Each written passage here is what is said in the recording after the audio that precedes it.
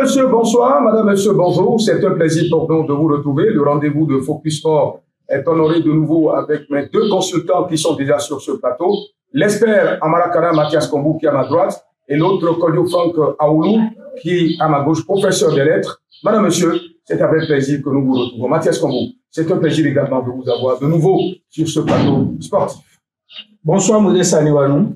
Bonsoir téléspectatrices, bonsoir téléspectateurs, bonsoir le sport béninois, bonsoir le sport africain et bonsoir le sport mondial. Merci Mathias Kombou de nous honorer de nouveau de votre présence sur ce plateau des sports, oui, le plateau des sports. Et là, je suis en accord avec la langue de Molière. Oui, Kodio Franck Aoulou, vous êtes également présent sur ce plateau, mais là, vous avez du noir. Je ne sais pas si c'est un deuil que vous célébrez ou vous l'avez arboré pour la circonstance. Kodio Franck Aoulou, bonsoir. Bonsoir, Nestor Aniwanou. Modeste Aniwanou. J'ai fait de cette confusion. Non, je ne célèbre pas un deuil, c'est circonstanciel parce que j'ai le blanc et j'ai voulu mettre le noir en haut et voilà, pour le mariage. Voilà. Alors, bonsoir à tous, bonsoir à chacun. C'est un plaisir d'être là ce soir. Nous allons parler du sport et bien que du sport. Merci. Oui, se fondant sur le calendrier international, la Confédération africaine de football, Mathias Kombou, Franck Kodio Aoulou, eh bien, la Confédération africaine de football a décidé également de faire jouer les compétitions africaines, eh bien, des jours ouvrables. Alors que dans le bon vieux temps, Mathias Kombou, vous serez en accord avec moi puisque vous n'avez pas pris par la fenêtre pour atterrir dans ce métier de reporter sportif. Eh bien, dans le bon vieux temps, les matchs sur la scène internationale se disputaient samedi et dimanche, ce qui permettait au public sportif d'effectuer le déplacement. Mais malheureusement, aujourd'hui, eh bien, les matchs se jouent, les stades royalement vides. Mathias Kombou, est-ce que les Béninois, j'allais dire, les Africains sont obligés de copier ce qui se passe au niveau de l'Europe et pourquoi pas au niveau de la Fédération internationale de football association? Le problème que vous posez est un problème vital, un problème très pertinent et un problème sociologique. À des moments donnés, la Confédération africaine de football a raté certains coachs importants, des virages importants sans tenir compte de la sociologie africaine, sans tenir compte du caractère festif des matchs que nous jouions dans le temps, que ce soit en club, que ce soit en équipe nationale. Ce sont les week-ends qui étaient seulement réservés pour les rencontres en Afrique, le stade de l'amitié, le stade Félix Houphouët-Boigny d'Abidjan, le stade du 4 août, le stade du 28 septembre à Conakry, le stade du 4 juillet, eh bien, en Algérie, Mathias Kombou. Le stade de Yaoundé. Oui.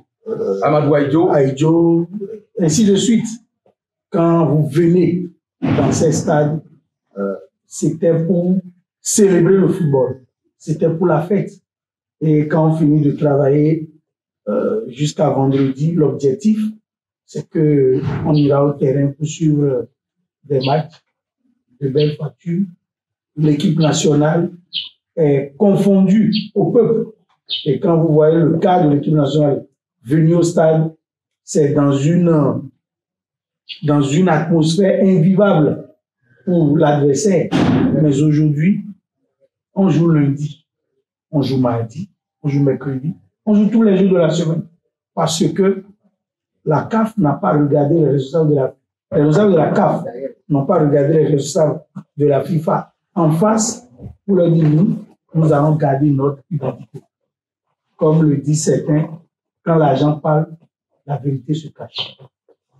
Mathias Kombou. Ah oui. Je suis entièrement, totalement d'accord avec vous. Kodio Franck Aoulou, vous avez pris l'habitude d'aller au stade de l'amitié Mathieu Kélikou et pourquoi pas sur les autres stades.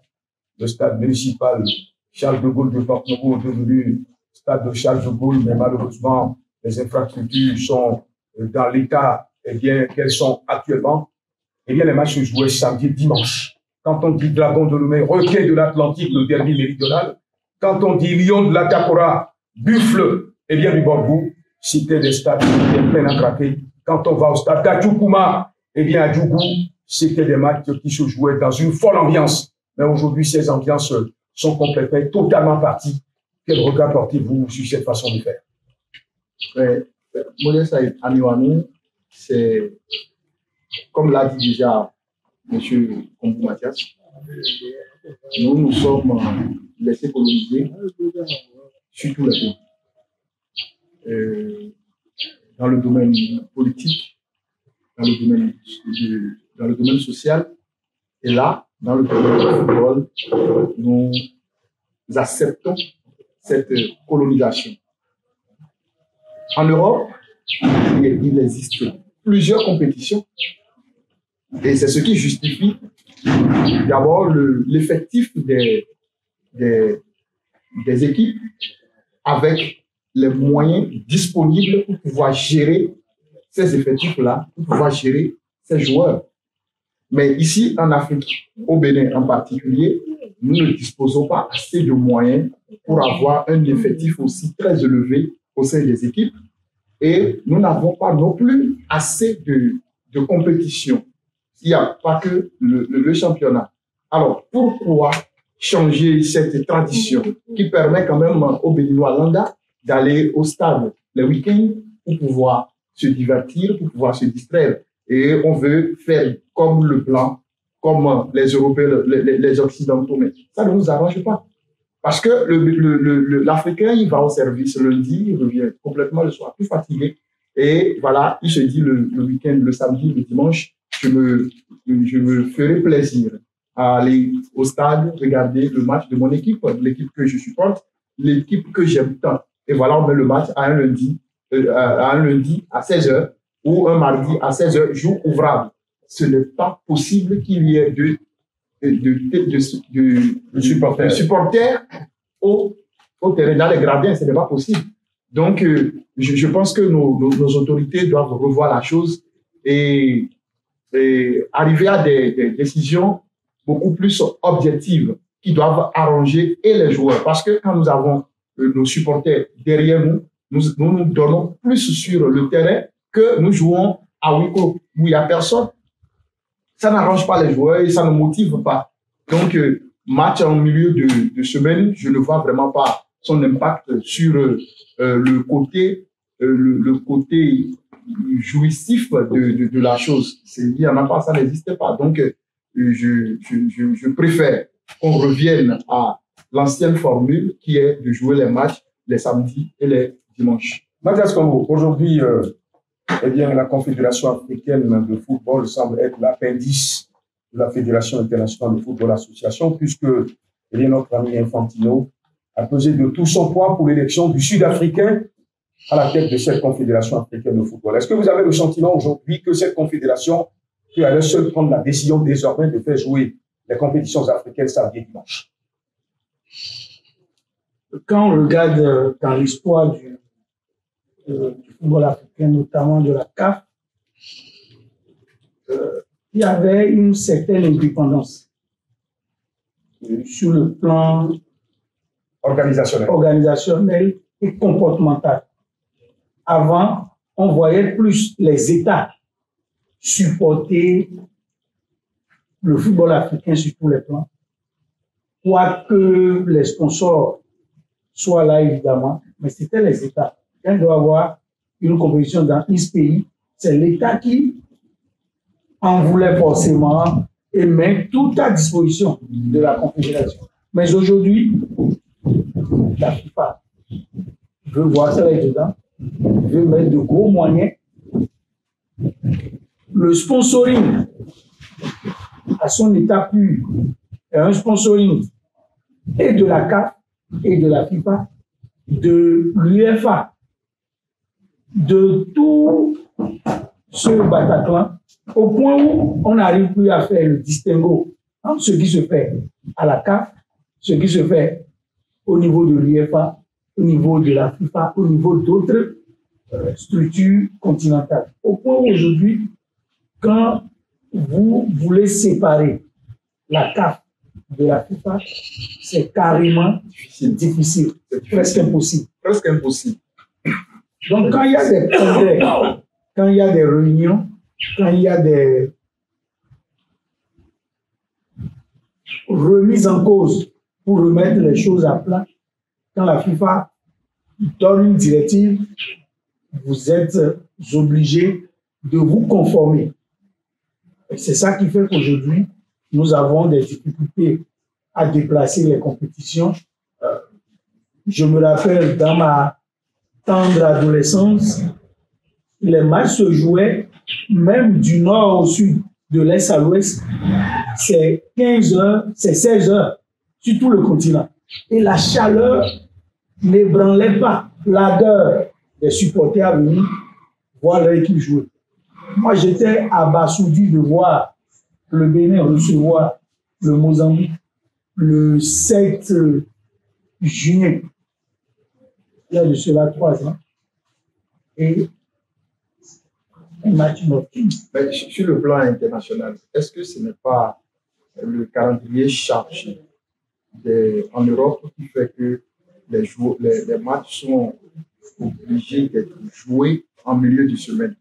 Et je pense que plusieurs entraîneurs fustigent le fait que les matchs sont... Fustigent. Oui, fustigent le fait que les matchs sont joués chaque 3 jours ou chaque 2 jours même. On joue en championnat, on joue les coupes au niveau national, on joue la Champions League. Et il y a dans une semaine 2 compétitions, 3 compétitions. Ce qui fait que en Afrique aussi, quand il y a la fenêtre internationale de FIFA, les joueurs, les matchs nationaux se jouent aussi en milieu de semaine. Bon, là, je pense que ça se comprend parce que les équipes, ils veulent être présents, les joueurs du moins veulent être présents au niveau de leur pays et ils veulent également être présents au niveau de l'équipe. Non, en fait, c'est ce que je disais tout à l'heure. Oui.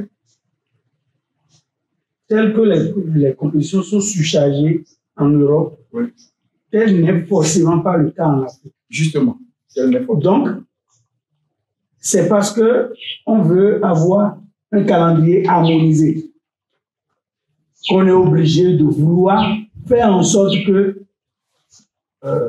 d'abord, il fut un temps, les éliminatoires de la Coupe du Monde en Afrique ne se jouaient pas en semaine et de cette façon. Oui, ne se jouait pas en semaine. Et de cette façon d'ailleurs. Et qu'est-ce qui nous a amené, puisque chez nous, nous n'avons que 2 compétitions de clubs. C'est la Coupe CAF et la Ligue des Champions. Oui. On a commencé par jouer en semaine. Je n'ai pas compris pourquoi, d'ailleurs, Modeste n'a pas abordé la question. On joue lundi, on joue mardi, on joue mercredi, face à des gradins vides. Alors que on pouvait jouer les samedis et les dimanches, surtout que c'est une équipe qui sort sur le continent. Vous allez voir le comportement du public va aussi changer. Oui. On fait en sorte que l'équipe n'est plus sociologiquement l'équipe de la ville, l'équipe du pays. Comme l'enveloppe financière finale, ou lorsque vous êtes qualifié à des étapes données, c'est déjà beaucoup d'argent, on privilégie ce qu'on veut mettre à la disposition des équipes qu'à l'arrivée des spectateurs au stade, ça ne les intéresse plus. Alors qu'avant, quand un match Dragon Canon de Yaoundé, Mogaz Bendel Insurance, Mogaz Africa Sport d'Abidjan, se jouait au stade de l'Amitié, les gens marchaient des contrées les plus reculées pour venir sur les matchs. Et la recette de ces matchs constituait une plus-value pour les clubs qui reçoivent. Mais aujourd'hui, lorsque on vous dit qu'à la fin de votre campagne africaine, il y a une somme qui vous attend, même si on vous dit de venir jouer le matin à 6 heures, vous allez jouer, mouiller le maillot. Mais là, les différents aspects du sport ne sont plus en jeu. Le football n'est plus du football aujourd'hui. Le football est beaucoup plus accentué sur le côté financier. Tout à fait. Donc, est-ce que vous avez entendu dans le vieux temps un joueur signé 222 millions d'euros? C'est le record. C'est oui, avec Neymar. Avec Neymar. Mais avant, lorsqu'on vous donne 6 millions, 8 millions, 10 millions, vous êtes le joueur le plus heureux. Et on privilégiait la gloire. On voulait voir les joueurs glorieux. Oui. On voulait voir les enfants du pays jouer pour le pays. On voulait voir les enfants du pays se déporter, revenir, porter le maillot de l'équipe nationale. Mais aujourd'hui, les compétitions sont telles que les joueurs se blessent, les joueurs ne pensent plus à leur équipe nationale. On a une équipe du Ghana aujourd'hui qui peut ne pas aller à la CAN, mais les joueurs sont bien riches, ça ne leur dit rien. Quand vous ne participez pas à cette compétition, dans un passé un peu lointain, vous coulez les larmes, vous êtes malheureux. Mais aujourd'hui, ce n'est pas un problème. De toute façon, de toute façon, on va y revenir parce que là, c'est un débat qui ne va pas donc. C'est un débat qui ne va pas finir de sitôt. Il y a plusieurs éléments à prendre en compte. Est-ce qu'il faut chercher la gloire ou chercher à gagner de l'argent? La question est entière. Nous allons revenir forcément en long et en large sur ce débat-là parce que c'est un sujet qui risque véritablement de durer 24 heures quand on va en parler sur un plateau de télévision. Mais cette fois-ci, nous allons aborder les Guépards béninois. Les Guépards béninois qui s'apprêtent à disputer un match amical avec l'équipe que vous connaissez, l'entraîneur qui dit véritablement haut et fort les Sud-Africains étaient plus forts que nous, alors qu'au match aller, c'est difficilement que les Sud-Africains les ont battus par le score de 2-1 pour Mathias Kourou. Au match retour au stade Félix Houphouët-Boigny, les Béninois ont été battus par le score de 2-0. Et le sélectionneur s'est empressé de dire que les Sud-Africains étaient plus forts que nous. Donc finalement, ça veut dire qu'entre le match aller et le match retour, il n'a rien fait dans cette équipe-là pour permettre à cette équipe d'avoir la valeur intrinsèque pour faire face à ces Sud-Africains. Je ne sais pas si je me trompe, Mathias Kourou. Non, on ira plus loin. Moi, j'ai toujours dit partout pour ceux qui veulent me quitter que Guénor Roy est en train de s'amuser avec l'intelligence des Béninois. Il a pris la parole, tambour battant. Je veux qualifier le Bénin pour la Coupe du Monde. Qui lui a demandé de qualifier le Bénin pour la Coupe du Monde? C'est vrai. C'est riche sur le gâteau. Si ça vient, on prend. Le Togo l'a joué en 2006. L'Angola l'a joué en 2010, sans forcément, dans le temps, être les favoris. Mais quand on se regarde dans le miroir, dans ce groupe, l'Afrique du Sud va laisser, le Nigeria va laisser et le Bénin va prendre. Il faut qu'on soit sincère. Depuis qu'il avait dit que le Bénin allait se qualifier pour la Coupe du Monde, on devrait normalement faire un conseil de discipline sur sa tête. Parce que nous, notre objectif, c'est d'aller étape par étape. Construire notre équipe nationale, avoir une valeur. Nous avons joué un quart de finale en 2019. Nous y retournons. Quel est l'objectif que nous faisons? Au moins aller jouer un autre quart de finale, rajeunir l'équipe, avoir les catégories d'âge, être en symbiose, construire une équipe. Lui se lève, c'est la Coupe du Monde qui l'intéresse. Mais comme nous-mêmes, nous aimons les cris de fanfare pour venir danser, il a dit tout le monde l'a suivi. Moi, je ne l'avais pas suivi. Nous souhaitons. Je pense que vouloir, c'est pouvoir. Nous allons, si effectivement, on réveille cette envie-là chez les jeunes joueurs, on revoit l'équipe, on retravaille l'équipe. Le coach se donne des objectifs et il sait vraiment ce qu'il veut faire. Nous pouvons étonner le monde. Nous pouvons aller loin en Afrique. Les équipes qui le font, ça se joue 11 sur le terrain. Nous avons 22 acteurs sur le terrain et chacun peut déjà commencer par se faire distinguer, se faire démasquer par son talent personnel.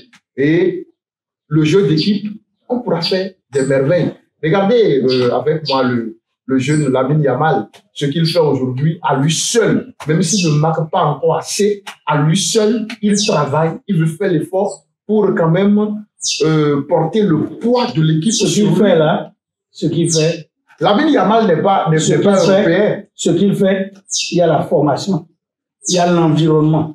Il y a la formation, il y a l'environnement. Il y a l'environnement et il y a forcément l'envie personnelle.